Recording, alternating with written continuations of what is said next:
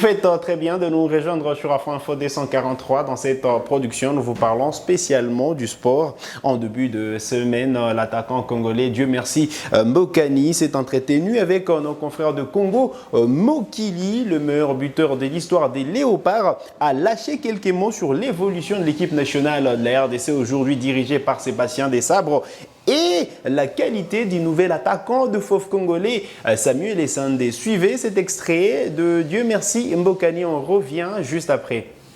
Je fais quand tu sois à tourner un attaquant à Essandé, voilà. Et tant que on a un attaquant, voilà. Mon Aza joueur mondial à Robert Bon, un à Robert non, il est moko attaque parce que Natala parce que on attaquant Natala déplacement à Bango.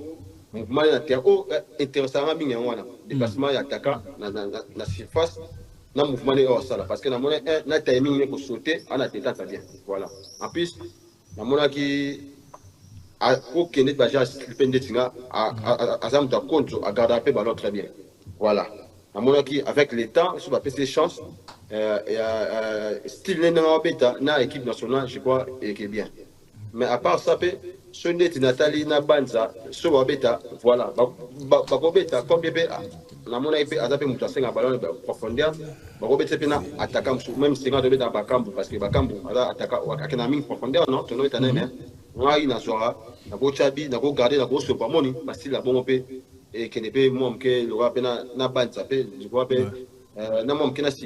voilà, ego qui allez, c'était là, Dieu merci, Mbokani qui est revenu sur les qualités de Samuel Essandé qui peut être associé en attaque de la RDC avec Simon Bonza ou Bakambu, voire même Silas Katompa. Voilà, en substance, ce que voulait dire Dieu merci Mbokani, mais il a dit justement pour ceux qui ne comprennent pas les lingala, Essandé, c'est un bon joueur. Personnellement, je supervise un attaquant par sa façon de se démarquer avec ce mouvement et il a surtout une belle détente.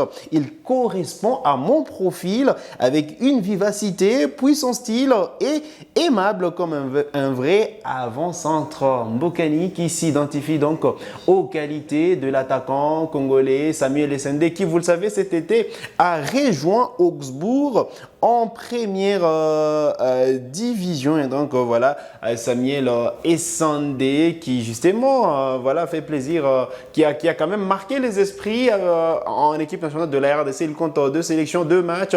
Il est arrivé pour la toute première fois face au Sénégal. Il a été titulaire. Il a joué le match à Kinshasa face aux éperviers du Togo. Et justement, Mbokani est sous les charmes de Samuel Essandé. Il faut dire quand même que Mbokani reste une icône de football, reste une grosse star en équipe nationale de la RDC parce qu'il a porté cette équipe à plusieurs reprises. 22 buts en équipe nationale de la RDC, ce qui fait de lui le meilleur buteur de l'histoire de la sélection nationale congolaise. Et donc Mbokani est à respecter dans cette émission avec nos confrères de Congo Mokili Télévision. Il a évoqué plusieurs faits.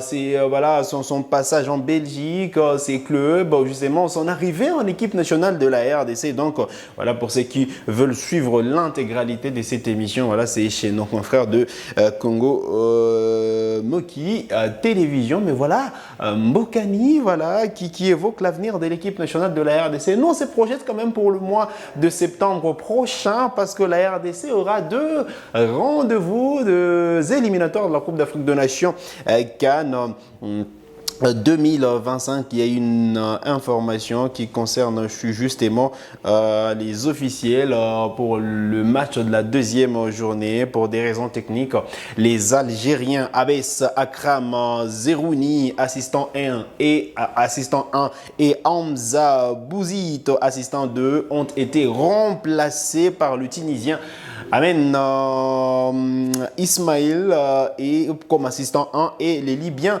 Wahed Al-Jahawi comme assistant 2. Et donc ce sont eux qui pourront être présents lors de la rencontre de la 2e journée des éliminatoires de la Coupe d'Afrique des Nations Cannes 2025. La RDC qui se déplacera en Tanzanie pour affronter l'Éthiopie. L'Éthiopie qui ne pourra pas évoluer à domicile et donc a préféré jouer cette rencontre face à la République démocratique du Congo, voilà, à Dar es Salaam. Et puis voilà, il faut dire quand même que l'Éthiopie aura son tout premier match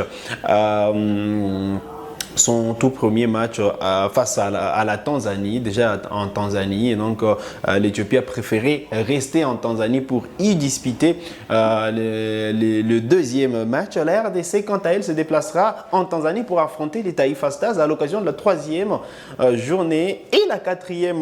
Bon, déjà, c'est pour la quatrième journée parce que les Léopards pourront entamer justement la troisième journée à Kinshasa et la quatrième journée en déplacement. Mais pour le premier match, on n'en a pas parlé, sûrement la RDC jouera la Guinée à Kinshasa exactement le 6 septembre prochain. Le match de l'Éthiopie est prévu le 9 septembre prochain.